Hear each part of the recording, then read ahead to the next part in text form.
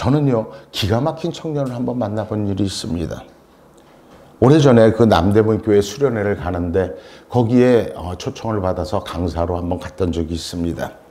그래서 그곳에서 학위 수양의 부흥회를 인도하는데 그 교회 청년 한 사람이 나중에 숙소로 저를 찾아와서 목을 놓아 울면서 참회하고 회개하고 뉘우치는 그러한 일들이 있었습니다.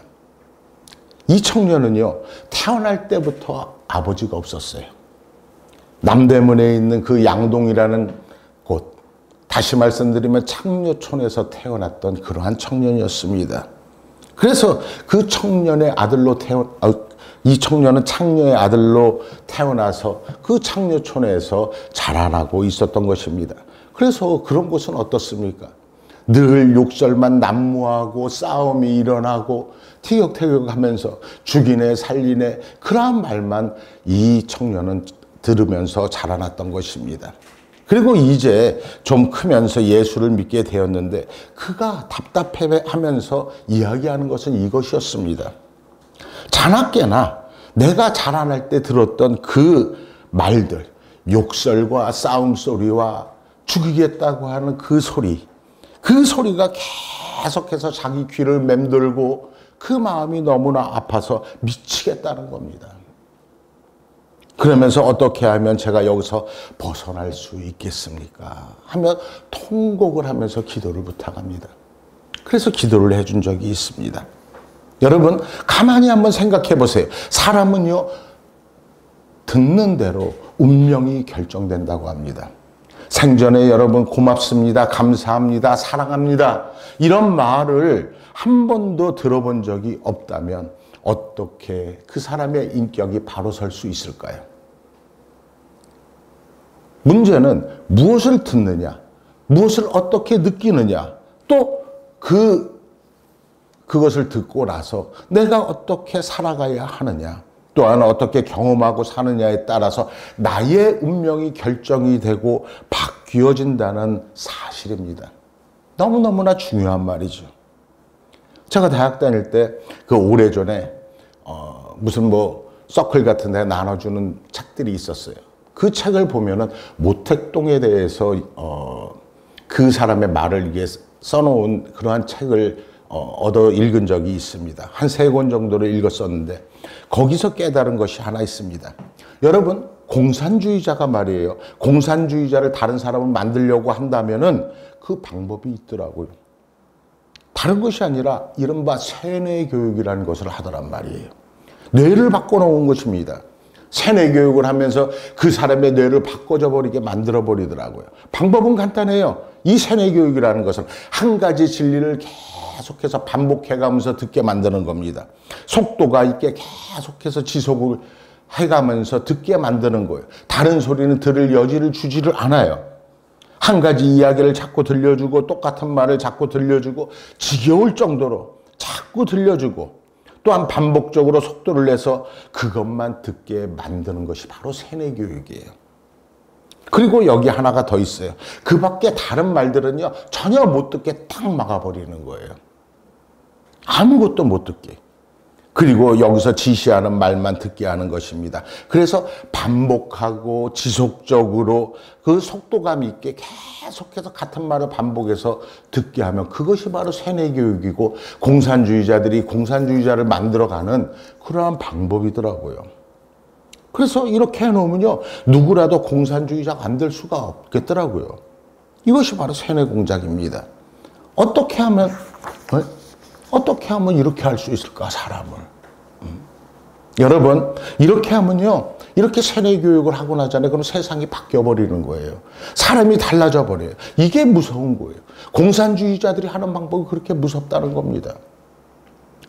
여러분, 여러분들이 살아오실 때 옛날에는 TV들이 별로 없었잖아요.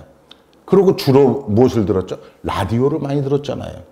그 라디오 방송에서 자주 나오는 광고가 있었어요. 약 광고. 소화제는 어떤 거다. 여러분, 소화제 하면 무엇이 생각이 납니까? 가스명수. 또 회스탈. 그래서 옛날에요, 이 라디오를 들 때마다, 광고할 때마다 소화제는 회스탈, 소화제는 회스탈, 소화제는 가스명수, 가스명수 막 이렇게 계속해서 광고를 해요. 그래서 하도 들어가지고 그만 좀 나왔으면 좋겠다 싶었는데요. 어느 날 배가 아파서 약국에 가서 딱 가니까 그 약사가 저한테 묻는 거예요. 무슨 약 드릴까요? 그러더라고요.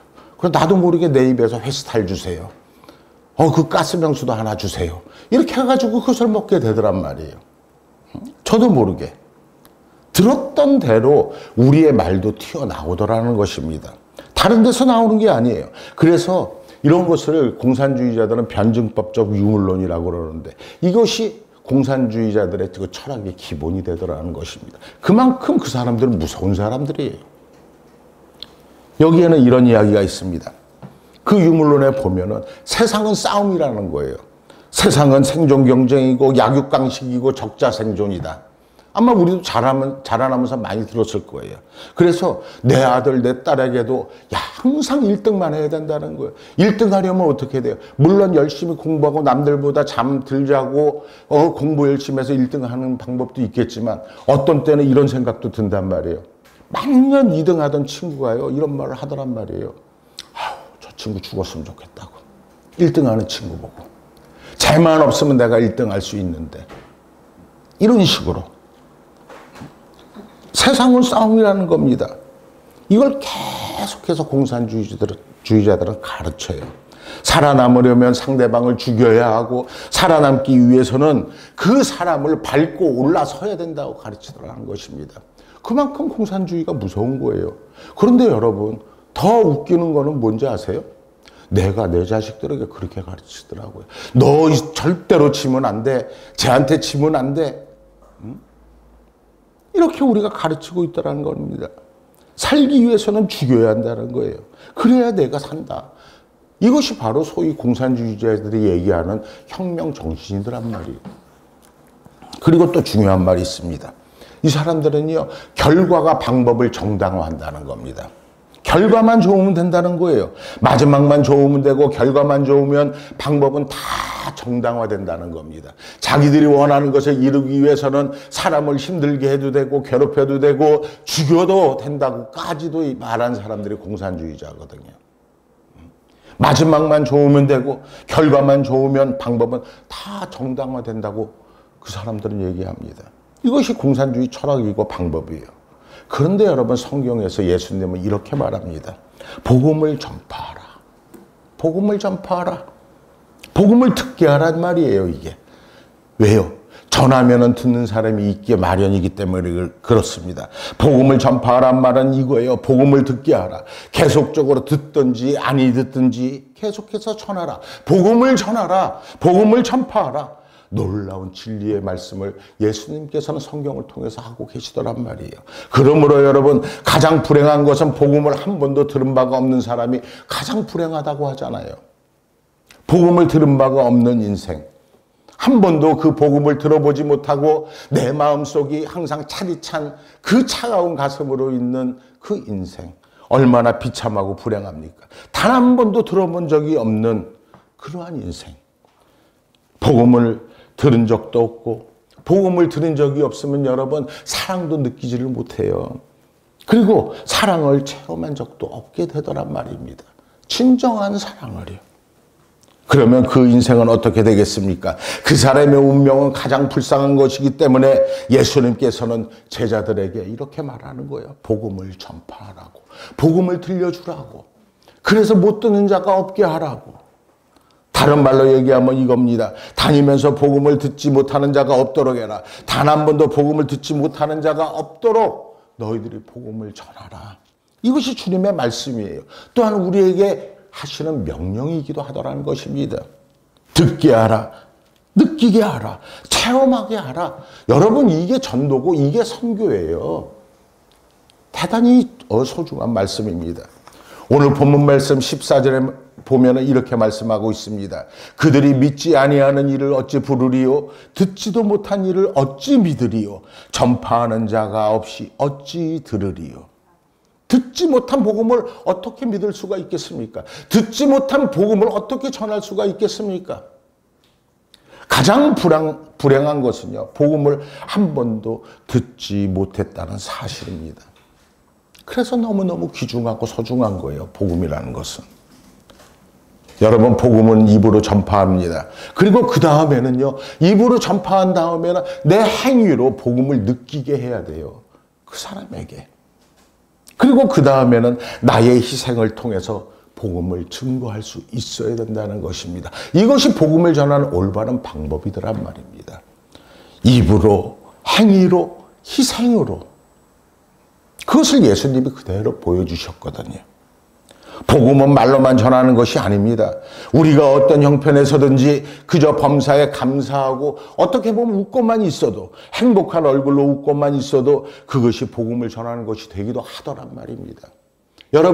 여러분들이 이 세상에 나가서, 교회 밖에 나가서 여러분들이 행복한 표정으로 다니고 웃는 얼굴로 다녀야, 아, 저 사람은 그리스도인이구나, 저 사람은 성도구나, 교인이구나, 세상 사람들은 그렇게 느낍니다. 내가 희생하고 봉사하는 것을 볼 때 세상 사람들은, 아, 이 사람 예수 믿는 사람이구나 라고 느끼더라는 것입니다. 여러분, 또 내가 어떤 어려운 고난을 당할지라도 잘 참고 범사에 감사해 가면서 견디는 자를 볼 때 세상 사람들은 그리스도인이라고 합니다. 예수 믿는 사람이라고 합니다. 내가 고난을 잘 참고 견디는 것도 복음을 전하는 것입니다. 내가 아무리 힘들고 어려울지라도 웃음을 띠고 행복한 표정을 짓는다면 그 자체도 선교고 전도고 복음을 전하는 것이 되더라는 말입니다. 우리가 어떤 형편에서든지 그저 범사에 감사하고 웃고만 있어도 그렇다는 거예요. 그뿐입니까? 내가 어떤 고난을 당할지라도 그것을 넉넉히 담대히, 지금 비록 힘들지라도 내가 벌떡 일어나서 그 고난을 담대히 이겨나가는 그 과정을 보여주는 것 또한 복음을 전하는 것이라는 겁니다. 그것이 전도라는 것이에요. 그것이 선교라는 것입니다. 원수를 사랑하는 모습을 나를 통해서 보여준다면은, 아, 나를 통해서 그 사람은 예수 그리스도를 내 안에서 발견하게 된다는 것입니다. 그래서 원수를 사랑해야 되는 거예요. 어떻게 보면 그 원수를 그냥 사랑하는 것이 아니라 안아주면서, 끌어안으면서, 말로 또는 다른 봉사로 계속해가면서 그분에게 복음을 증거하는 길이 바로 원수를 사랑하는 방법이더라는 것입니다. 여러분, 스데반을 한번 보세요. 스데반은 돌에 맞아 죽잖아요. 그 사람은 순교라는 그러한 행위로 복음을 전했습니다. 그러나 이 스데반의 얼굴은 뭐 같다고 그랬어요? 천사와 같다고 그랬습니다. 이것을 본 사울이란 청년이 있었습니다. 그 청년은 너무너무나 큰 충격을 받습니다. 어떻게 죽으면서까지도, 그것도 그냥 죽는 것이 아니고 돌에 맞아 죽으면서도 이렇게 천사와 같은 얼굴을 할 수 있을까? 이것을 보았던 그 사울은 결국에는 예수 그리스도를 자기의 모든 것을 바쳐서 전하는 사도 바울이 되지 않습니까? 어떻게 돌에 맞아 죽는 사람이 저렇게 아름답게 죽을 수가 있는가? 여러분, 순교라는 그 자체가 복음을 전하는 것이더라는 것입니다. 그래서 여러분, 헬라 말에 이런 말이 있어요. 마르트리아라는 말이 있습니다. 마르트라이. 이것은요, 다른 말로, 한국말로 번역하면 복음을 증거한다는 말입니다. 그런데요, 이 말이요, 마르트리아라는 이 말이 계속해서 조금씩 세월이 지나가면서 단어가 있잖아요. 뜻이 점점 바뀌어 가더니 마터라는 말로 바뀌더래요. 마터란 말은 다른 말이 아닌 순교자라는 말입니다. 그럼 순교자란 무엇이냐? 복음을 증거하는 사람이 순교자인 줄 믿으시기 바랍니다. 죽음을 통해서 복음을 증거하는 자가 순교자인 것입니다. 그 사람이 마터예요. 그래서 복음을 전하라 할 때 말로만 전하는 것이 아니요, 내 마음으로 전하는 것이요, 사랑으로 전하는 것이요, 또한 나의 모든 것을 바쳐서 전하는 것이 바로 전도요, 선교임을 우리는 알아야 한다는 것입니다. 우리가 잘 아는 성프란치스코, 이 사람이요, 어느 날 제자들과 함께 전도하러 나갑니다. 야, 오늘은 전도하러 가자 하니까 줄줄이 그 수십 명의 제자들이요, 이 성프란치스코를 따라가지고 따라다니면서 전도를 하기 위해서 따라갑니다. 이들은요 그냥 하루 종일 동네를 헤매고 다녔어요. 막 여기저기 돌아다니기만 했어요. 그리고 저녁에 돌아올 때 제자들이 좀 이상해가지고 성프란치스코에게 물어봅니다. 복음을 전하자고 하셨으면서 복음을 한 번도 전하신 일이 없지 않습니까? 그러자 성프란치스코는 이렇게 말합니다. 복음은 꼭 말로 전해야만 하는 것이 아니다. 말로 전하는 것도 복음을 전하는 것이지만 우리의 얼굴을 보면 자연스럽게 복음을 전하는 것이 될 수도 있다는 것입니다. 우리의 얼굴을 통해서 우리가 행복함을 나타내고 우리의 얼굴을 통해서 평화로움을 나타내고 우리의 얼굴을 통해서 진정한 그리스도를 발견하게 된다면 그 자체도 복음을 전하는 것이라는 겁니다. 복음은 그래서 말로만 전하는 것뿐이 아니라 얼굴빛으로도 전해야 한다고 그는 말하고 있는 것입니다. 그런가 하면 우리의 생활을 통해서 우리의 극단적인 그 시련을 통해서 복음을 증거할 수도 있다는 것입니다. 북한에 가면요. 북한 사람들도 복음을 듣는데요. 어떻게 듣느냐? 라디오를 통해서 듣는다고 합니다. 그 라디오. 그런데요. 그 라디오로 복음을 듣고 있잖아요. 여기서 뭐 보내 극동방송이나 이런 것을 듣고 있게 된다면 그 사람들은 잡혀가서 탄광으로 끌려가든지 아니면 처형을 당하든지 그렇게 된다고 합니다. 북한에서 복음을 듣는다는 것, 방송을 통해서 새벽 5시마다 복음을 듣다 걸리면 그렇게 된다는 겁니다. 그런데요, 이 북한 사람들도 거기에다가 목숨을 걸고 그 위험한 가운데서도 라디오를 통해서 복음을 듣는데요. 어떻게 듣느냐? 북한에서는요, 발각되면 안 되니까 라디오를 다 분해를 해놓은대요. 라디오를 분해해 놓았다가 5시가 땡 되기 전에 5분 전에 그 라디오를요 막 조립을 해서 소리가 나게 한대요. 그래서 그 복음의 방송을 듣는 거예요. 그리고 그 복음 방송이 끝나면 그때 다시 그 라디오를 다 분해한대요. 그래서 따로따로 부속으로 놔두었다가 그 시간만 되면 다시 조립을 해가지고 복음을 듣고 또 분해하고 이런 식으로 한다는 겁니다. 우리는 듣고 들으면서도 안 듣는데요. 북한 사람들은요. 그 사람들은 목숨을 들고 복음을 듣고 있는 거예요. 하나님의 말씀을 들으려고 애쓰는 분들을 그 북한 사람들을 생각할 때요. 아, 하나님이요. 저들에게 복음을 전하게 하시고 복음을 마음대로 들을 수 있는 날이 속히 오게 해달라고 기도하지 않을 수가 없더란 말입니다. 여러분, 성경은요, 바로 복음이에요. 성경을 통해서 복음을 전하는 거거든요. 성경 안에는요, 복음이 담겨 있습니다. 그래서요, 마틴 루터는 이렇게 말합니다. 성경은 마치 말구유와 같이, 성탄절에 보면 말구유 있잖아요. 아기 예수 오신 것과 같이. 말구유와 같이 아기 예수가 그 성경 안에 담겨 있다. 이렇게 말을 합니다. 우리는 방송을 통해서 유튜브를 통해서 언제든지 하나님의 말씀을 우리는 항상 들을 수가 있잖아요. 그런데 여러분 아무리 듣는다 해도 우리는 잘 그것을 가볍게 여기더라는 것입니다. 그런데 북한에서는 그 목숨을 걸고 그들은 복음을 받아들이기 위해서 최선을 다하고 있다는 사실 또한 우리는 절대로 잊어서는 안 된다는 것입니다. 그러니까 여러분 그 복음을 듣는다는 것, 그 말을 듣는다는 것 얼마나 소중한지 우리는 알아야 한다는 것입니다. 그래서 시편 119편에 보면요 이런 말씀이 있어요. 주의 말씀은 내 발의 등이요 내 길의 빛이니이다. 주의 말씀이 어찌 그리 단지요 내 입에 꿀송이보다 더 다니이다. 이렇게 고백을 합니다. 말씀을 사모하고 말씀을 사랑하는 사람의 고백이 바로 이런 고백이더라는 것이에요. 여러분, 말씀을 사랑하는 자, 말씀을 기뻐하는 자, 하나님의 말씀을 운명으로 받아들이는 자, 그리고 그 말씀에 순종하는 자, 그에게는요 하나님께서 항상 함께 해주신다는 그 사실을 잊지 않는 여러분들 되기를 주의 이름으로 축원을 드립니다. 그래서 또한 우리에게 이렇게 명령하는 거예요. 전하라. 복음을 듣게 하라. 복음을 믿게 하라. 복음을 느끼게 하라. 복음을 증거하게 하라. 이 귀중한 사명을 우리가 절대로 잊어서는 안 된다는 것입니다. 내가 만약에 지금 나가서 복음을 듣도록 내가 복음을 전하면서 입으로 전도하지 못한다면 우리의 삶을 통해서 우리의 생활을 통해서 나의 얼굴을 통해서도 그 복음을 전할 수 있는 그러한 우리 검단하라 교회 성도들이 되어야 한다는 것입니다. 빌리그레암 목사님이요. 그 목사님이 돌아가시기 직전에 언제나 이런 고백을 했다고 합니다.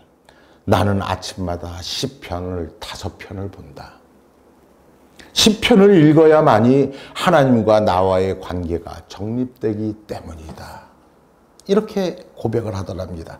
그리고 또 하나, 잠언 한 장을 꼭 같이 읽는다. 잠언을 읽어야만이 내가 인간관계에서 어떻게 살아야 할 것인지를 알 수 있게 되기 때문이다. 이렇게 고백하더라고요. 박헌식 장로님이라고 있습니다. 그분은 연세대학교 의과대학을 2회 졸업생이에요. 아주 유명했던 의사인데, 그런데 그분이 다 이제 그동안에 살았던 것을 모두 정리하고 은퇴한 다음에 포천에 가 계실 때 큰 목사님을 따라가지고 한번 제가 찾아뵌 적이 있습니다. 같이. 큰 목사님 따라서. 그 전에 저는 그 장로님을 본 적이 없어요. 말로만 듣고 책이 많다고 하니까 그 책을 좀 얻으러. 그래서 겸사겸사해서 갔는데 엄청나게 그분이 책이 많았는데 다 가보니까 다 치워버렸어요. 책이 한 권도 없이 다 치워버렸어요. 그래서 물어보니까 장로님, 그 많던 책이 다 없는데 어떻게 하셨습니까? 하고 물어보니까 내게 무슨 책이 필요하냐. 이렇게 말씀하시더라고요. 그때 그분의 연세가 92세였어요. 그리고 그 책상 앞에는요, 성경책 하나만 딱 놓여 있는 거예요. 지금은 나에게 이 성경책 하나뿐이다. 나는 라디오도 필요 없고 TV도 필요 없다. 나는 신문도 안 본다. 오직 성경만 본다. 그래서 시편, 잠언, 로마서, 요한복음을요, 그 연세에도 줄줄이 다 외우시는 거예요. 그런데도요, 그 성경이 그만큼 외울 정도로 보셨는데도 그렇게 재미있대요. 그래서 딸 집에 갈 때는 버스를 타고 가는데 잠언 하나를 있잖아 다 외우면은 딸 집에 도착한답니다. 여러분, 나이가 들어갈수록 이제 세상 것 그만해도 된다고 말씀하시면서 말이에요. 그래서 말씀을 가까이 하고 말씀을 집중적으로 그렇게 끌어안고 가까이 해야만이 한다고 그 장로님은 그렇게 말씀하셨습니다. 유명한 신학자 칼바르트가 마지막으로 강의한 곳이 시카고 대학이라고 합니다. 시카고 대학에서 마지막 신학 강연을 하는데 2시간 강의를 마치고 나서 강단에서 내려왔을 때 학생 하나가 따라옵니다.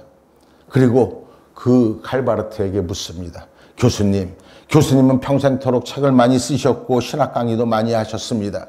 그리고 위대한 신학자로서 존경받고 오늘까지 이렇게 살아오셨는데 그걸 다 종합해서 한마디로 말씀하신다면 무엇이라고 말씀하시겠습니까?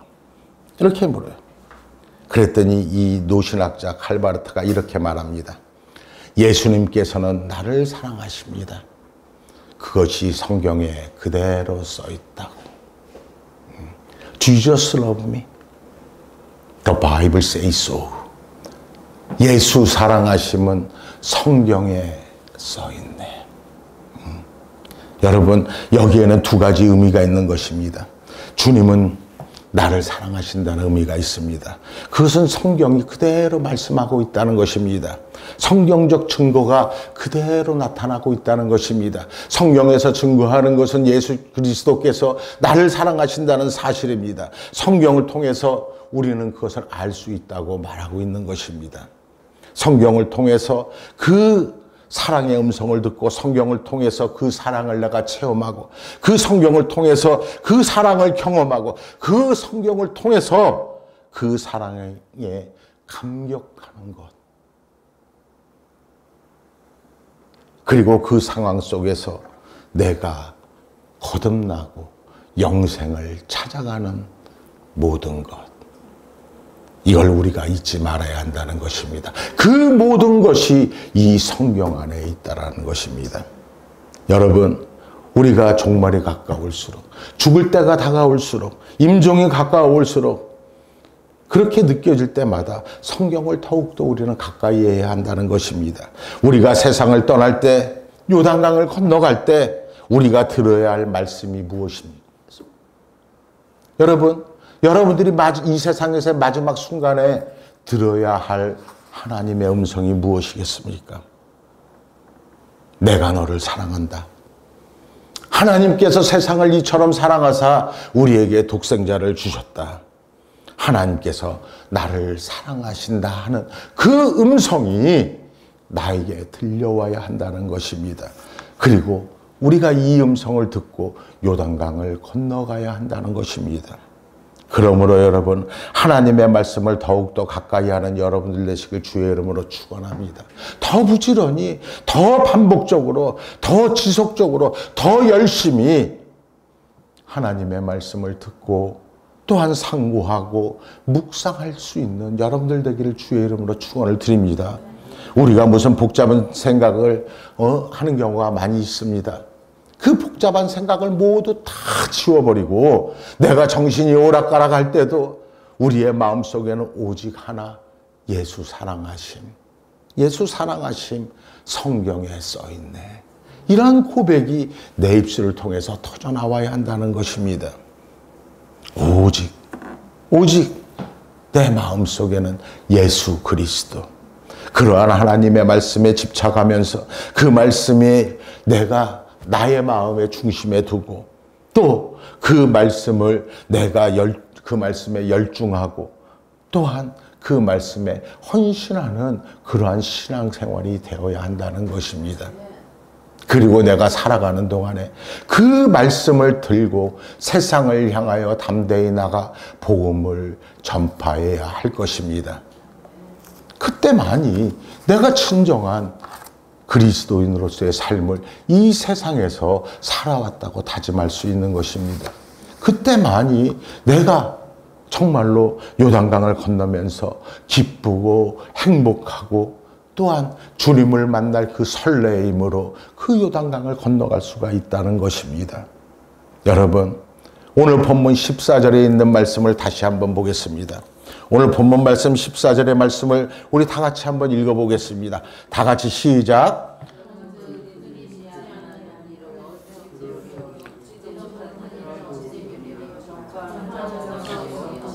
들리리요.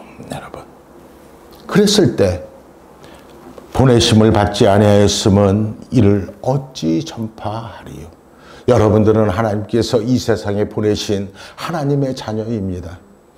여러분들은 복음 들고 전해야 하는 사명이 있음을 잊지 않는 여러분들이 되길 원합니다. 그럴 때 성경에서 기록된 대로 아름답도다 좋은 소식을 전하는 자들의 발이여, 여러분들의 발길이 이렇게 쓰여지길 원합니다. 이 모습대로, 이 사랑으로 여러분들이 담대하게 이 세상을 이기면서 살아갈 수 있는 여러분들 되기를 주의 이름으로 축원을 드립니다. 기도하십시다.